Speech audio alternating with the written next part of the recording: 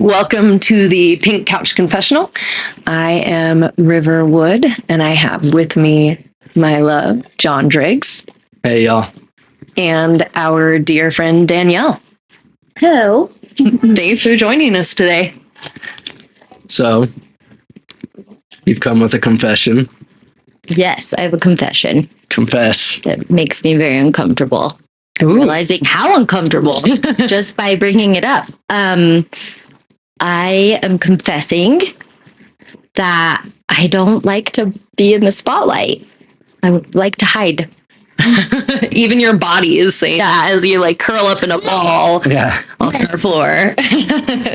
And so particularly when you've done something bad or when you've done something good or both things, it's just like, I'd rather be behind the curtains. Yeah. Particularly when we're talking about this journey and evolution of life and just my accomplishments. Like when things are good. I have a hard time sitting and staying in the good and soaking it up, but my accomplishments in general. So when you first came over tonight, we had asked you how you had got to where you're at in business. Like, we're just in awe at you, you know? And so, we asked you and you didn't really give us an answer. To be honest.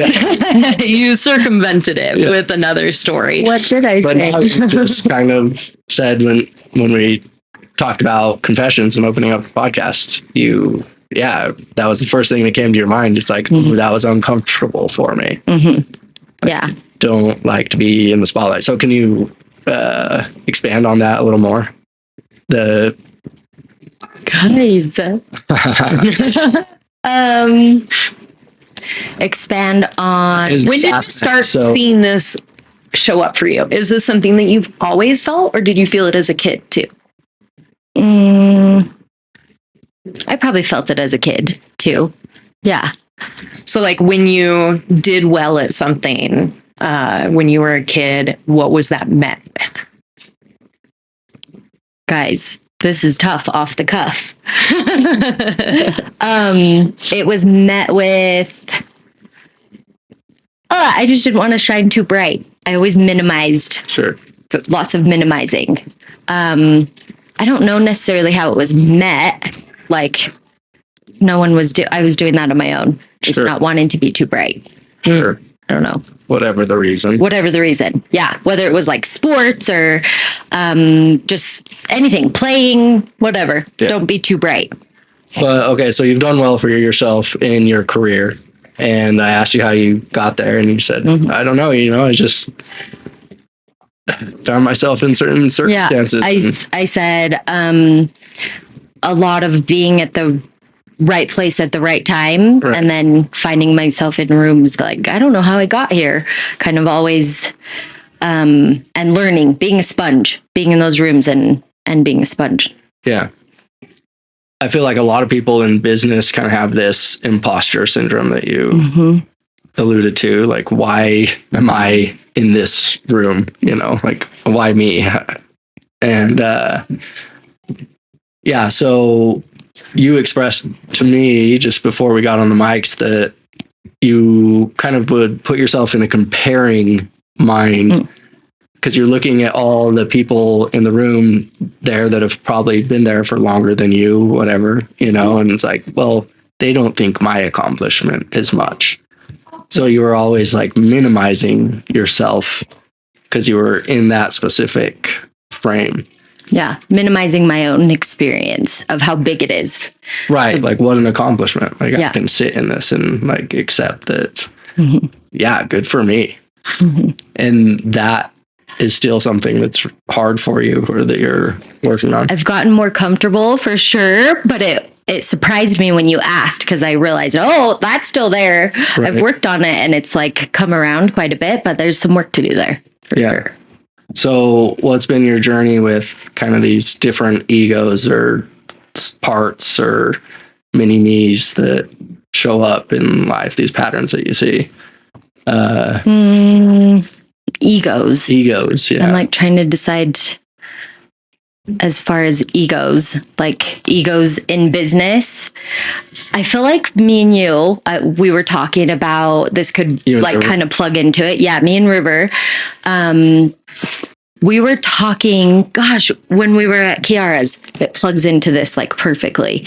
I was telling you about being on this side of the pendulum where I was like very deeply in the like hustle culture and like modern society and trying to perform like a man, like in business, like. And how that person was born for me was from armoring up from a lot of things that I'd been through in my life. It was actually my armor and it was a protection. And then it became just this ego, you could say, in business that I learned to perform and just do and go and put my head down, bear through, like, don't be a wuss, like all that type of stuff. Right. And recently, last year for me, my pendulum swung really far in the other direction. I was pregnant and Casey took over the business, my husband, and I surrendered to a lot of that. And I feel like I'm coming back to the middle and finding that like flow between the two. And we were talking about it at Kiara's. Just that protection, that armor. And that's good until it isn't good, until it's detrimental. When you're pulling from this place of armor, right. It's an unhealthy reason, right? But it's hard to take that armor off at the end of the day. Yeah, it's when like it's like we wear these different hats. You know, a teacher goes and they put on this hat and it's the teacher hat. And then they come home. They don't want to wear that same teacher hat to their spouse. Mm-hmm. It's like, no, this is the wrong arena, the wrong identity in this space. But that you're saying kind of would bleed out or it would become a defense almost. Yeah, like who I'd become at that point. Yeah. And so I'm stripping away that and kind of dismantling that part of my ego and going, oh, I don't need this armor as protection. So going to my work meeting was fascinating in Florida to go back after I've done a lot of this deconstructing and changing and evolving and being around the men that have known me for a decade and they know this they only know this version of me. And so to go back and notice kind of the boxes that I had myself in and they had me in, and they respect that version of me. And I am changing so much and I want to change and strip a lot of those things. And I'm at a place where I'm putting it all back together, where I'm like, oh, these are the good parts of that. Right. And I'm keeping that out with the bath. Yes. Yeah. And I think, Jake Neal even kind of, when we were here last time, called me out a little and was like, oh, I love him. He's like, hey, so there's this Planiel.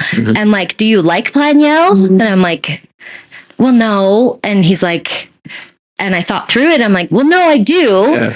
He's like, okay, well, can we only talk about Planiel when it's a positive thing then? Yep. Because my pendulum had swung. And as I've been deconstructing those parts of me, I started to shame those parts of me when there are like really beautiful parts of me that were born out of that. Yes. Right. And I want to keep the beautiful parts, but I don't need to keep it as armor. Yes. Like what's Brene Brown has a saying of like, strong back, soft front, wild heart or something like that. Okay. So it's like, I want to have my strong back that I learned, but I don't want this armor over me. Yeah. I want to soften and like, you know, we can balance it too. We can be open. Yeah. And at the same time, be able to hold boundaries. Those boundaries just need to come from a place of that openness or that love. It's like, not out of a place of defensiveness, anger, fear, or whatever. Yeah. Yes. Yeah. Now, just to bring a little more context into this, give us like a 2 to 3 minute, like almost elevator pitch. What was your career? What was the motion of your career? How did you get started? How long ago? So it was probably 12 or 13 years ago. So I'd been doing hair. I got my hair, my cosmetology license my senior year of high school. So a lot of people in Utah went to seminary, and I didn't go to seminary. And so I had all these extra credits. And so I used those credits and went to hair school. So when I graduated from high school, I graduated from hair school and high school at the same time. Amazing. So I moved to Salt Lake from Utah County, and I started working in a salon, and I went straight to booth rental. I didn't do the like commission or pay the salon, share with the salon. It was like, here's your commission. You pay this much per month, and however much you bring in is yours. So it's like I got this little master class on business. It was my own business, and I did it up until Colby was born. So Colby was born, she's 4. She'll be 4 in a month. So 4 years ago is when I stopped. So I don't know how long that is. About a decade or more that I was doing hair. Well, I went to that first like impact trainings, and I was in a meditation, and I went, holy shit. I think the one thing that I don't want to do is what I'm doing. I don't want to do hair. I'm like, want to go do something else. So I was trying different things. I went back to college, kind of opened myself up to looking for possibilities. And I was dating a guy that owned a ski shop. And next door to his ski shop, there was this guy that had a showroom, and he was a rep. And I met him through my ex-boyfriend. I got injured. I'm going way back. Not 2 to 3 minutes. I'll be fast. And I messed up my hip. Long story short, had surgery. I couldn't ski that season. So I spent the season on the couch watching the Jazz game and drinking beer and hanging out. And how old were you? Probably 25-ish. Okay. So I met Nick then, and then he hired me to come in and just start like organizing his showroom or whatever. So I was doing that. I was working at Snowbird part-time, waiting tables, snowboarding and skiing like 3 days a week, having a blast. Yeah. And then 3 days a week, I was doing hair from AM to PM, and built my clientele and all the things. So I met Nick, was going to college, was doing all these things at the same time.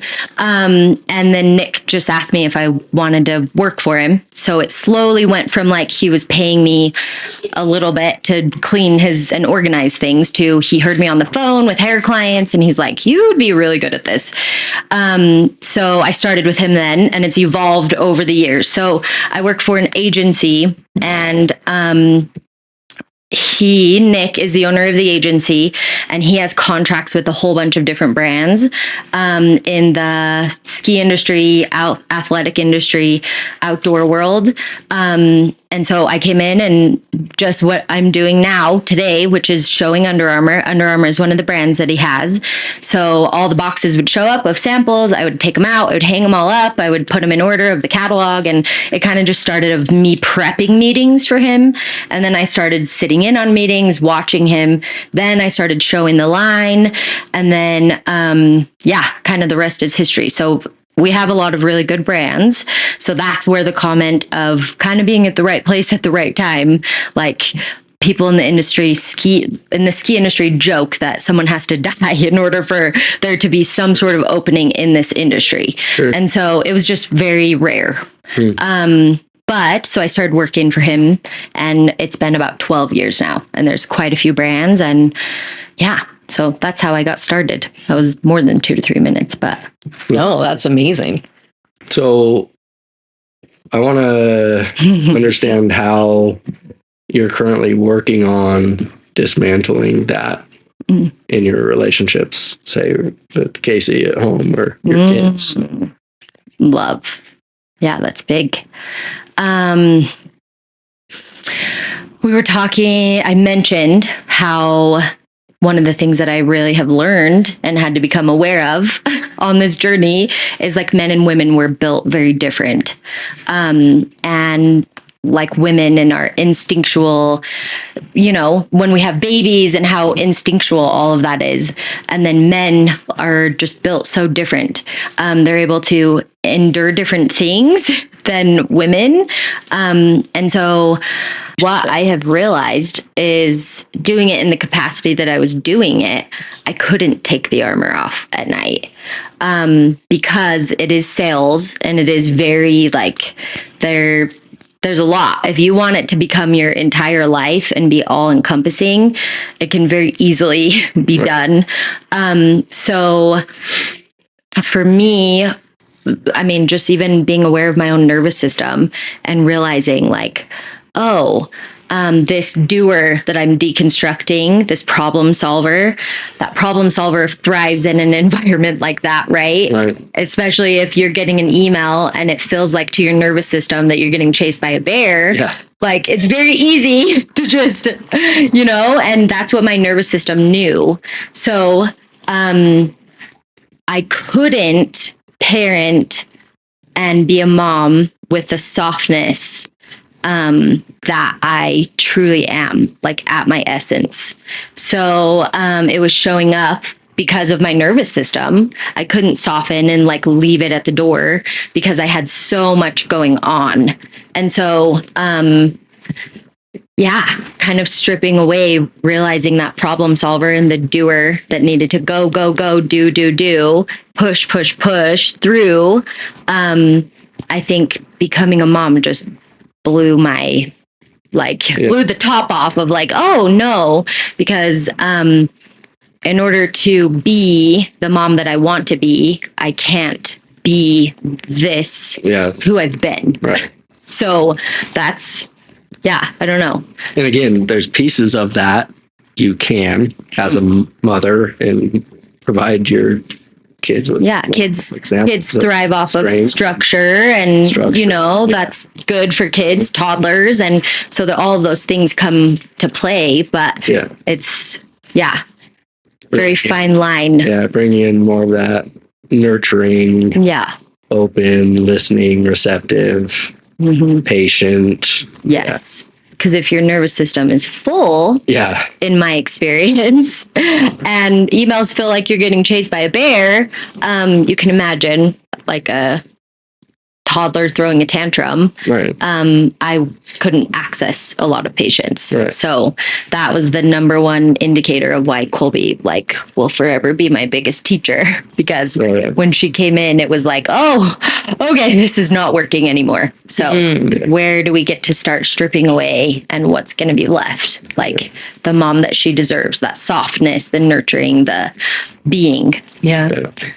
So just, you came to that awareness, but oftentimes we have an awareness of like something we need to do or change, but don't have the tools to meet that. And so what tools have you utilized to kind of strip that down? Breath work was like kind of my entry point. My sister passed away in 2019. Colby was born in 2021. So 3 years before Colby was born, my sister passed. And it was actually before Colby that I had like a wake up call, rude awakening of just loss and a lot of like trauma and PTSD that made me, I mean, you have PTSD and you start having panic attacks, you're not going to go to work the next day. So I had a really hard, I would call it a dark night of the soul. And it led me to my therapist and her teaching me tapping and just calming my nervous system, and then into breath work. And so breath work turned into this modality for me that not only could I calm my nervous system, and I was healing and like kind of moving away all of this clutter. It was also a lot of breathwork experiences of dealing with like all of that grief in my life. Rather than running from it or distracting, sitting and being with it. Yeah. So breathwork was the entry point, and meditation, and then plant medicine. Lots of plant medicine. What's your experience been with that? Like, what was your first journey there? Costa Rica a couple years ago was my introduction with ayahuasca. But honestly, before that, it wasn't in like a ceremonial space. Sure. But I had had a couple different experiences with acid that like gave me some pretty large paradigm shifts. Yeah. that it all was just such a good playground to like come to awarenesses. And I feel like there's a saying that mushrooms are the question and acid is the answer. Have you ever heard that? I haven't, but You ever heard that? Yeah, I haven't, but no. Okay, so now that I just said that, now I'm moving forward. Realize that, like, yeah, when you sit with psilocybin, lots of questions. So I had experienced psilocybin and kind of explored questions that brought me to like internal, like me and kind of deconstructing grief and like weaving it all together with joy and joyful experiences too, and retraining my nervous system and all of that. So Yeah. anyway. Mushrooms, I call them the honesty drug. Like when I sit with them, I feel like it makes me face whatever I'm not facing. That. Yeah. Yeah, acid, you have that entheogenic effect or that oneness feeling where, you feel like the plants are alive and everything's moving and you're a part of this just single field of life. So there's this interconnected, spacious, loving quality. And at the same time, you live like 1,000 lifetimes because over the 8 or 10 hours that it lasts. Yeah, and so you are learning a lot about yourself, and so yeah, I can see how Ants fits that. yeah, and I feel like so much of your self energy is actually very amplified with acid, but with mushrooms, it is still self energy, but it's so internalized and almost smaller. Acid makes me feel expansive and also like there's a microscope. Like everything is also way enlarged. Yeah. All of my energies are enlarged. Experience is right up here. Close. Yeah. No distance. Yeah. Yeah. Yeah. Mushrooms. Also, there's like a mushroom. You sink into the earth with a little bit of heaviness. And the acid has a little bit more of a playfulness. It's a lightness. Great for hiking, nature. But Sure. Yeah. So, I mean, I just remember in my first Aya ceremony, I went, oh, this is like a breathwork space. Like, oh, I'm so glad I did a little bit of breathwork before then, because I can kind of understand this space. This is just very elevated. Right. Yeah. But that is basic. Yeah. Sitting, plant medicine and meditation and breathwork. And so what changes have you seen directly in your relationships as you've utilized these tools?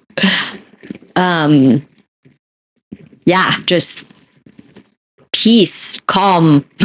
I can access patience. Like I am actually very patient now, but just evolving and just slowly getting from where I was to a place of, I didn't know how to sit still. I didn't know how to not be doing something or problem solving, because that's what my whole life was. And so stripping that away, who am I? And all of those things helped me access that I'm like such a peaceful, loving person. So when I can sit in that and sit in myself, actually, instead of these what caps we wear, these egos. Yeah. These.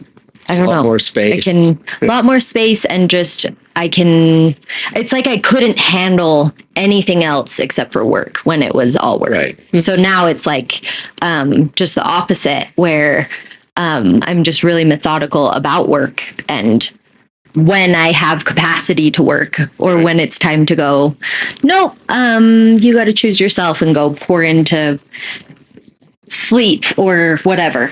So Nice.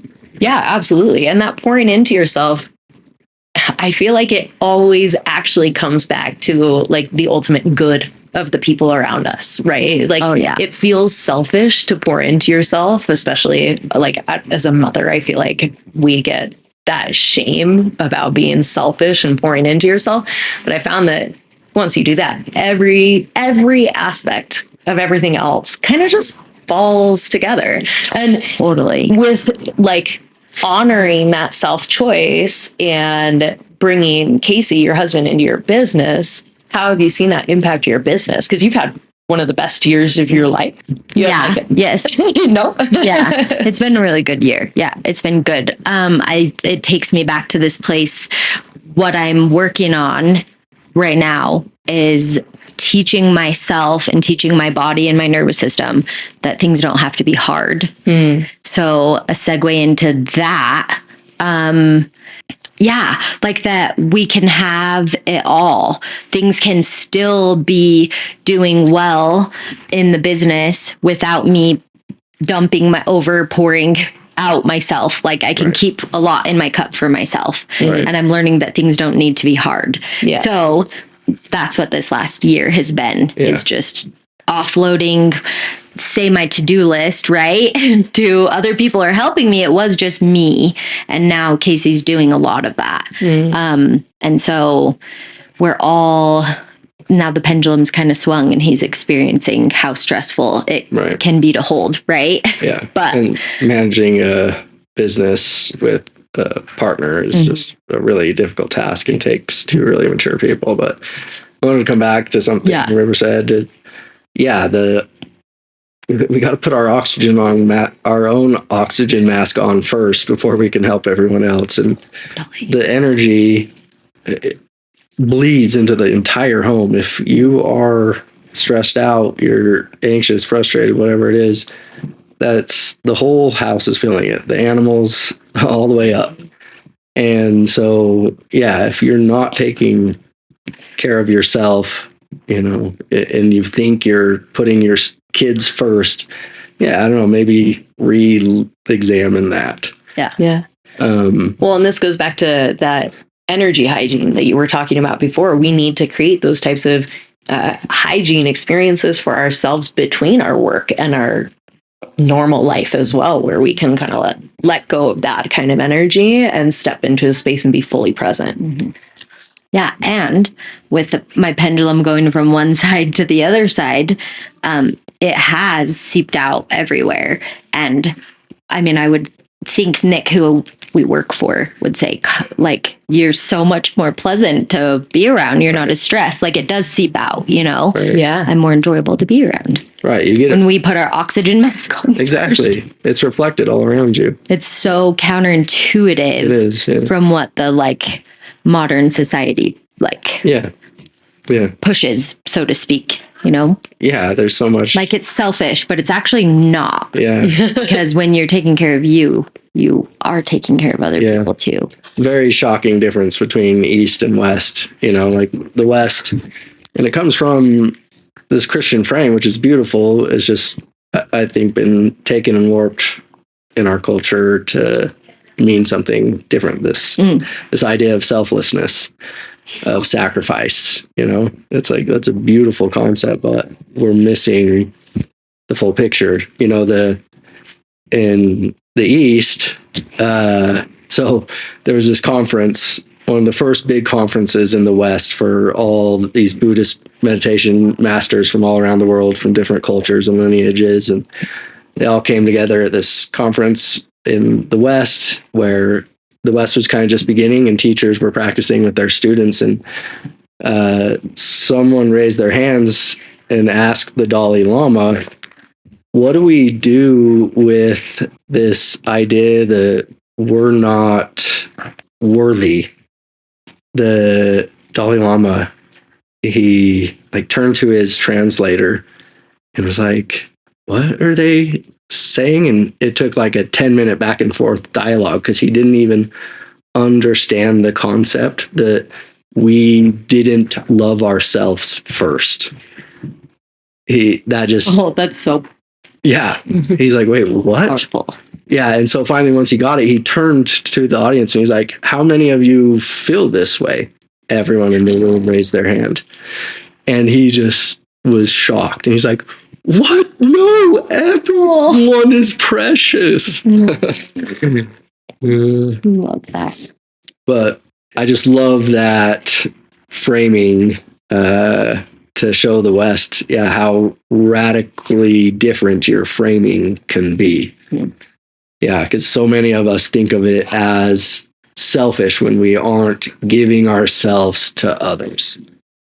And that's just, we're drowning. We're all drowning. We're all. Well, and it feels like if it wasn't modeled to you, and it's not modeled to most, right? That like, how would you even know otherwise? Know a different concept of love? Yeah. If you were taught to pour out, and just give. Exactly. It feels like that's what we all are. What I am seeking in all of this work is just that framework and reversing those things. Right. And that's why Colby's my greatest teacher, because that's what I want for her. So I got to get there first, right? Yeah. Yeah. Gonna do it together with them. Yeah. They really are my biggest teachers too. There's just so much innocence and so much of the human in them that hasn't been warped by fear and, the social pressures. And it's like, oh, I recognize me in you. That wants to come out. I remember. When was I just full of curiosity? Doing life. Yeah, just life, John. Life. It's not a bear chasing you. Yeah. Well. Yeah. Thanks for sharing that. Was there anything else you wanted to explore with the ego or otherwise? No, I mean, I want to hear and learn more about just your experience with the spiritual ego, like how I feel like I'm noticed it in others coming to play, but it's when I really looked at it, it was because it was coming to play with me, Yeah, and typically is, right? When we start seeing when you start to see that reflection. And so I just know that you've spent so much time, going to meditation retreats and going to plant medicine. And so just your experience, either your choice of yourself or what you notice as a pattern in other people too, that are on this journey. Sure. Yeah. So just clarify for the listeners, spiritual ego. Often when we first start practicing or get involved in spiritual circles, we almost build up this new spiritual ego that's like, ooh, I'm a good meditator. Ooh, I'm doing the work. You guys aren't. And there's almost like this, I'm above you, or there is this identity of, I'm a spiritual seeker. I'm a spiritual person. I'm whatever, X, Y, Z. So you're essentially just trading in your old cap for another cap, and it's totally normal. Everyone essentially goes through this. And it's just, I think those interested in spiritual life or self-inquiry or understanding just what this is, this life, this experience, consciousness, awareness, whatever. I think you just need to have the utmost humility and honesty, just willing to not only criticize and look at your own patterns, but be willing to be open to other people's reflections of you too, and never forget your own self-involvement. So any conflict, any whatever exchange it is, what in me is a part of this, And so as my good friend, I call him my snow leopard, him and I challenged each other, and we're taking this spiritual path or journey, whatever you want to call it. Of course, we had insecurities of our own. It's like, ooh, I found out this latest thing, or I have this wisdom, and it's like, oh, and one of you puffs up and the other gets defensive, or it's like, oh, okay, I gotta stout my spiritual wisdom, and you just have to be willing to say, oh, okay, and laugh at yourself. Like, Hilarious. yeah, a little humor is necessary. So where this popped up for me was like with drinking, like my relationship with alcohol. And I didn't even realize, but it was a part of the journey for sure. Going back to hang out with friends or family that do drink alcohol regularly the way that I used to, I did start to, that's where I was noticing this spiritual ego of like, oh, I don't do that anymore. Right. And it didn't start out as that though, but it became that. Right. And then now that I'm kind of like deconstructing all of these things and landing back in the middle, and re-exploring with all of my newfound wisdom, it is like laughable. Like, why was I being so rigid? Yeah. To where I actually was blocking myself from the play and the experience and the connection. Not that it has to have alcohol, but I also am allowed to let that come back in, right, and play and don't just like not take things. Yeah. Yes. Yeah. And sometimes those hard walls are necessary, you know, to get out of some of those patterns and stuff. And, you know, like I said, part of the process. But, and yes, maybe you never come back to it. Yeah. But it's just your posture towards it, because it's almost like you have a moral superiority you're carrying, you know? Yeah. Like, when really I was shaming that old version of me. Yeah, totally. It had nothing to do with anyone else, Totally. And everything to do with me shaming that Totally. older version of me, because I was working so hard on creating space between that version of me, right? So that's where it was born. Yeah. Yeah. No, yeah. But I've been like dropping back into that place of play of just like, wait, why not? Right, right. Where is this coming from? Don't I want to have a drink? Because yes, sometimes I just don't want to. My body doesn't like it. It is poison. Makes me feel like garbage. Yeah. And sometimes, oh, that would be great right now. Right. Yeah. I'm going to let myself enjoy this. Right. Yeah. Right. Why was I blocking myself from joy? Yeah. Yeah. In Buddhism, you know, the Buddha's he's interested, his whole pursuit was, I'm interested in suffering and its end. So all Buddhism has to kind of come down to that frame, that question, that pursuit. So he's examining it, and in their day, they had this kind of medical framework. It's like, okay, what is the thing? It's suffering. What is its cause? Okay. Then well-being is what we want. And then, okay, what's the medicine to get there, or the instruction? So that was kind of his framework. And so his first one is suffering is real. That's the thing. Craving is at the root of what suffering is. And so when it comes to the alcohol, there's a teacher, Joseph Goldstein, who I think frames this craving problem really well. It's not necessarily, we have desires all day long. Like, you need desires to move through the world. Like, I have a desire to get a degree in accounting, or to be, you know, whatever. Great desires. It's good to have those. But this is when it's compulsory, right? So you can think of it more in terms of addictions. So yeah, if you don't have the choice, that's the problem. But yeah, when you can come back into it, and if you're honest with yourself, it's like, no, I can have a drink. It's no problem. Yeah. And down to Casey being like, well, it's not, because I was doing that. I was going, that this is putting things in boxes. This was bad. This was good. And so when really I was putting the negative and positive onto it, when really it's, what do you want to experience? Yeah. Like, this is literally just an experience. What do you want to experience? This or that? Right. Yeah. Right.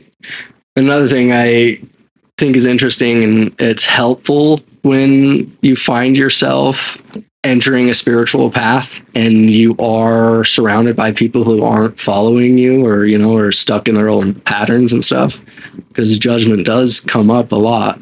It's like, well, come on, why can't you do the work? But I think a good reflection there is, you know, if you had their genes and you were raised under the exact same circumstances they were, you would be them.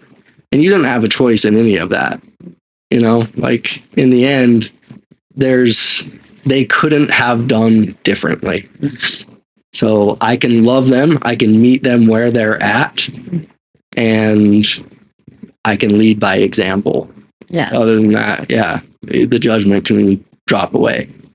And yeah, that judgment just hurts us. But that doesn't mean that we put ourselves in unsafe environments or with unsafe people. Like, we can have wise discernment to know when to say, like, oh yeah, that's real, and I need to step away from that. Yeah, there's a wisdom in no, for sure. Yeah. Yeah, you actually have had to learn boundaries from a young age. Yeah. And I think that's also another piece of why I was demonizing that as well, too. Right. It's because it's been a lot of the demonizing the kind of masculine part, the strong back. No, the alcohol. The alcohol. Yeah. Oh, okay. Yeah. So, like, your experiences with people who had a poor relationship with that deeply impacted you and how you could then see it, because you were hurt by it. So, of course, like, the walls come up and you demonize the entire thing.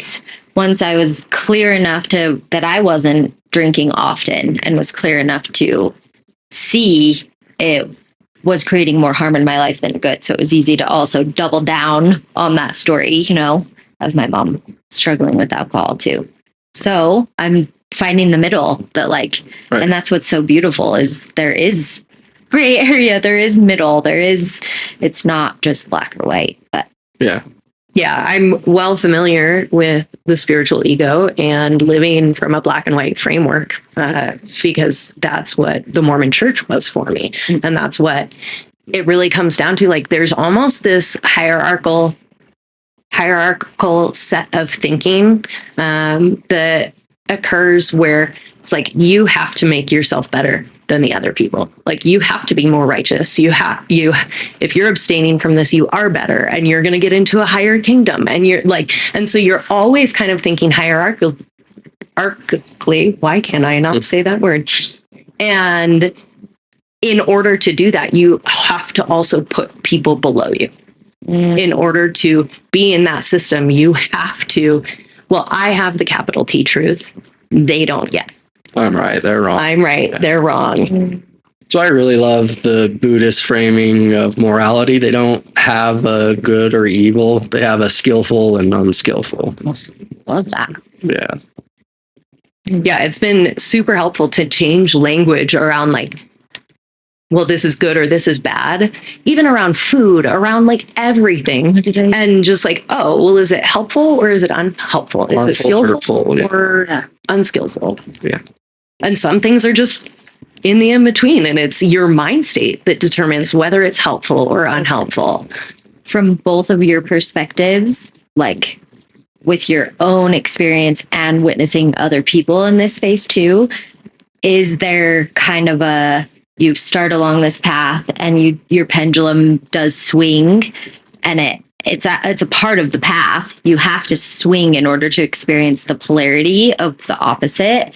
But then there is kind of a settling into the middle. Is that true for everyone? Have you experienced that, or have you noticed that, or not necessarily? I'm wondering if it's unique to, because that's been my experience, right? For me personally, I feel I struggle with the word path, for one. I don't think that there's a path, singular. And then all paths lead to the ocean. And then all rivers. That pendulum swing, absolutely. Totally feel that. But what I see is more of a spiral situation. We come and we meet the same places over and over again, and we meet them as a different person or a new person. And so, I can actively dissect my spiritual ego from when I was in Mormonism because I'm in a different part of my spiral, but then I do still face spiritual egoism in my current spirituality and when judgment comes up. And so I think it's just everything is constantly in flex and in flow, and we can lean into that, or we can kind of resist or work against it, Yeah, I think it's almost like riding a bike. When you first learn, you fall every which way, and you over time kind of learn how to stabilize this thing. And it's oh, okay, I'm getting the hang of this. But I'm not someone that believes that there's an end point, we're not, ever finished. It's all an act of becoming, right? For sure. Yeah, each moment is a new moment. It's never been here before. And yeah, some people claim to become enlightened beings, meaning they never slip into an ego again or collapse. But no, I don't. It's, yeah, maybe if you're a monk in a cave because you're not dealing with any of life's struggles, maybe it's easier in that environment. And if that attracts you, great, you know. But yeah, someone living a lay life, yeah, we're going to be triggered. We're going to fall into our old habitual patterns and we're going to set new patterns, and then we'll want to get out of those. And it's a continuous process. It's just, like I said, with the bike, you get stabler. It's okay. I'm recognizing quicker. I'm forgiving quicker. I'm being humble quicker. And yet still sometimes it can, because your awareness is broadened and because you have like more energy or understanding around that thing, it can feel as big, like the pendulum swing, like you can't, sometimes you don't realize how much you've grown or how much more stable you are because you're constantly kind of uncovering more things, right? And that can also become a trap. This hamster wheel of like always trying to fix or change or heal. Or even make meaning out of things that are not. And you just stay in a loop where it's like, oh, it was an experience, moving on.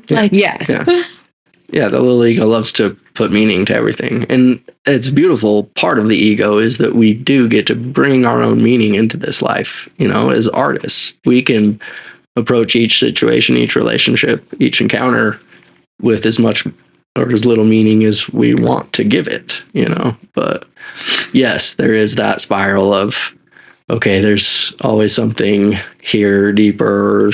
There's this thing that I need to fix. And yeah, we can go back to we're just doing life here. Just life. Yeah, if something comes up, let's look at it. No need to run. Let's hold it. How you, I didn't even notice I said path, but I did. Like, because words are like just thrown around in this space so much that I actually didn't realize I was still calling it a path. Like, you know what I'm saying? Like linear, absolutely. Yeah. And, it was interesting. I posted on social media that I sat with Cambo and was kind of talking about it, like just a little bit. And it was interesting. Words have meaning and words have power, right? And how I said, I think on my social media, healing. I've been on this healing journey, and my dad saw it. And it was interesting because what it brought up for my dad was just this whole kind of journey of him saying, well, you're healing. Like, what's broken? Like, right. Are you broken? Like, right. And I'm like, oh, you're right. Words have meaning. Words have power. Healing gets thrown around when it's consciousness, awareness. Like, what do you like? Because he doesn't understand the plant medicine work that I'm doing. Yeah. You know, and I can see how it could look like, oh, something's broken, so I'm going to keep doing these things in order to try to fix something, when it actually is this spiral that you're explaining. For me, it has been this spiral that like, I feel like, no, it's so wild how both of us can have a completely different experience, that I am the most whole I've ever been. Mm-hmm. And like, I just want to, I'm doing these things because I'm expanding more and learning more and becoming more aware. And I'm coming from that place, not because something's broken. So just a really interesting conversation with my dad around him saying, and I'm like, oh, you think that I think that I'm broken. Oh, as a parent, that's hurtful. Yeah. That probably does hurt. No, not even, actually the total opposite. So it just shows you how communication and like, words matter. Words really matter. Yeah. It's not to say, I mean, there's truth to the healing. Like, that's a major part of the spiritual. Yeah. And it's not like it's anyone's fault. Like, life, that is the human experience. We all, in some, to different degrees, but we all have our own traumas, our own wounds, and those need to be addressed and held and loved. And yeah. More whole than you've ever been. That's I'm very happy for you. Well, thank you for joining us. Yeah. Yes, thanks Confessing. for having me. Today's been the best day. Just what I needed. Good. Yeah. Being with you guys is just like an experience. Like I'm dropped into just like being, and that feels so good. You know? Good. So thanks. Well, it's been lovely.